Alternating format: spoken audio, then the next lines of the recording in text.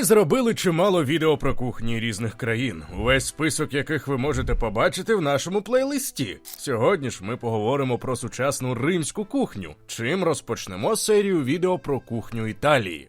Традиційна римська кухня – це відображення історії вічного міста. Варто пам'ятати, що їжа в Римі ніколи не вирізнялася вишуканістю і витонченістю. Радше навпаки, від неї завжди віяло простотою і бідністю.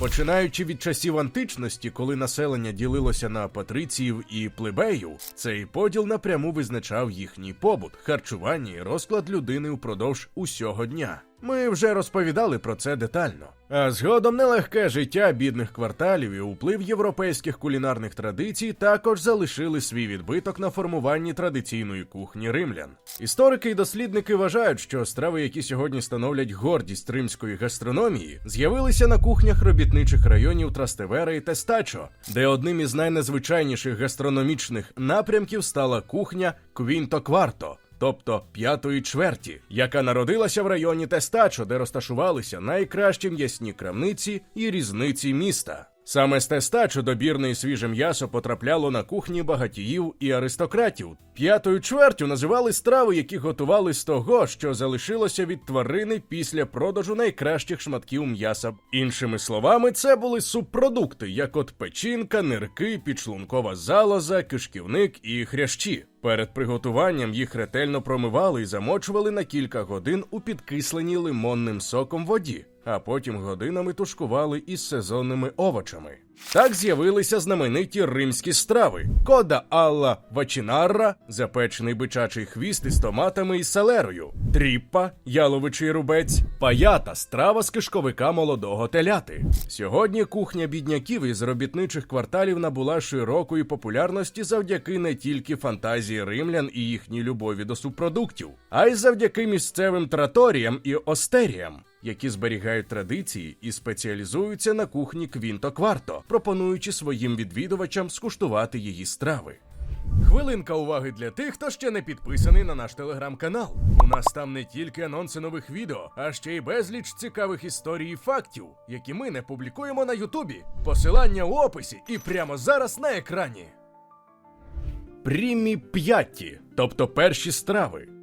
Так, у Римі їдять супи. Та це не перші страви у звичному для нас розумінні. Натомість головну роль відіграє паста зі простими і ситними соусами. Основними видами пасти в Римі вважають такі: карбонарра – це улюблена паста римлян або королева римського столу. Інгредієнти соусу прості й незмінні: свинячі щоки, яєчні жовтки, римський сир пекорінно і грубо мелений чорний перець. І жодних вершків. Ми маємо максимально детальне відео про історію карбонари, тому обов'язково перегляньте його, якщо вам сподобається цей випуск. Посилання буде в описі. Амматрічана – ще одна улюблена паста місцевих жителів. Хоч вона й народилася у містечку Аматріче, розташованому за 150 кілометрів від Рима. Тут соус готують із гуанчале – це ті самі свинячі щоки, сиру пекоріно, помідорів без шкурки і меленого чорного перцю. Аматрічану додали до списку традиційних страв регіону Лаціо. Гріча – це ще одна римська паста за спрощеним рецептом аматрічани. Серед її інгредієнтів є гуанчале, овечий сир пекоріно і мелений чорний перець.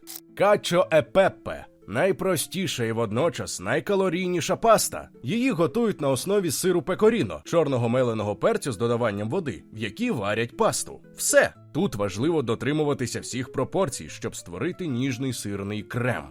Секонді п'яті або ж другі страви. Кода алла вачінарра – це тушкований бичачий хвіст за рецептом забійників із Тестачо. У цьому районі упродовж сторіч працювали різниці і м'ясні крамниці. Найкраще м'ясо відсилали на столи багатіїв, а тельбухи, голови, ноги і хвости – простолюду. Бичачий хвіст тушкують в очищених томатах із морквою і селерою.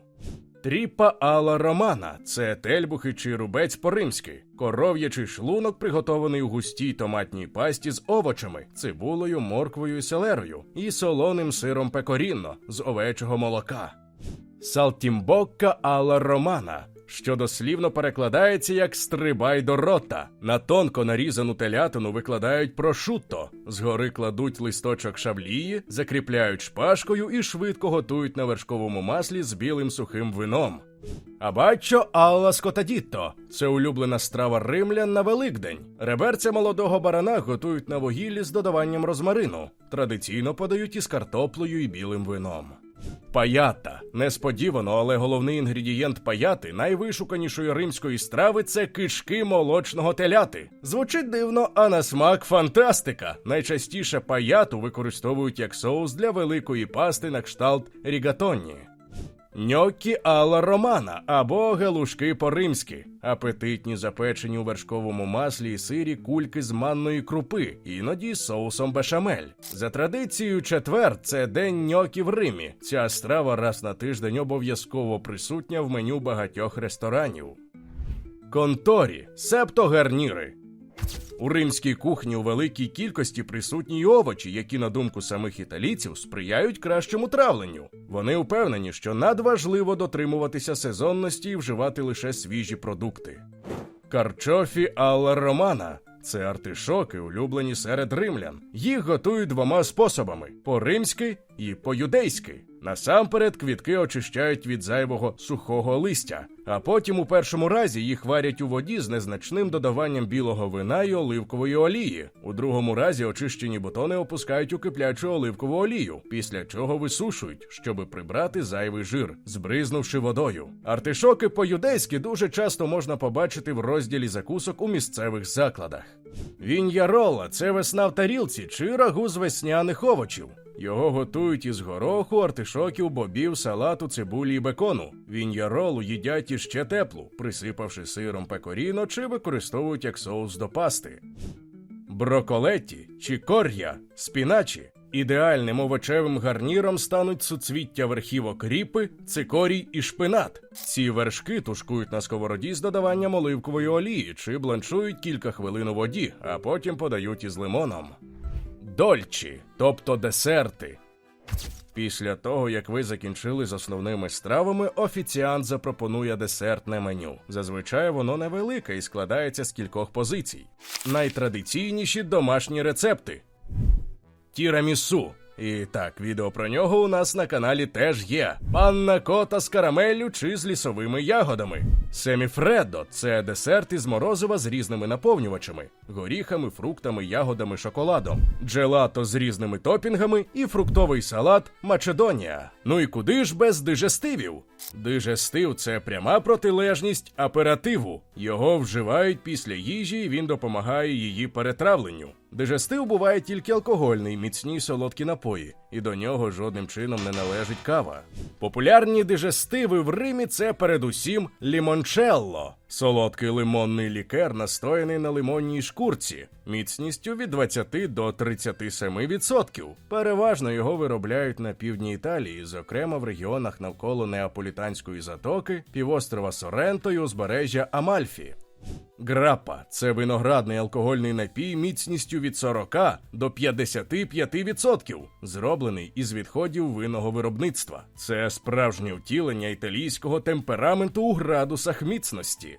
Амаро – це гіркий трав'яний лікер міцністю від 16 до 40%. Основою амаро слугує спиртовий настій із різних трав, коріння, квіток, шкурок плодів цитрусових, який фільтрують, змішують із цукровим сиропом, а потім витримують у бочках або пляшках. Амаро ще називають вермутом без вина.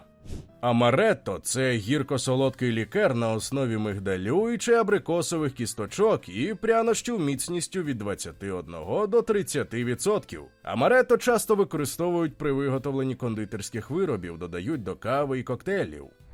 Ось такий міні-екскурс до римської кухні маємо сьогодні. Безумовно, це не повний огляд найпопулярніших страв сучасного Рима. Проте ми спробували передати особливість того, що пропонують місцеві остерії, траторії і рісторанте. Якщо ви хочете, щоб ми продовжували серію відео про кухні Італії, то обов'язково напишіть нам. Важко знайти ще одну країну, в якій водночас панують таке розмаїття локальних страв, така любов до їжі і такі гарячі захисники місцевих традицій. До речі, у одному з наших відео ми розповіли про те, як одна людина врятувала індустрію пармезану. А вас просимо написати, про який регіон Італії ви б хотіли дізнатися у подальших відео. Смачного і до зустрічі!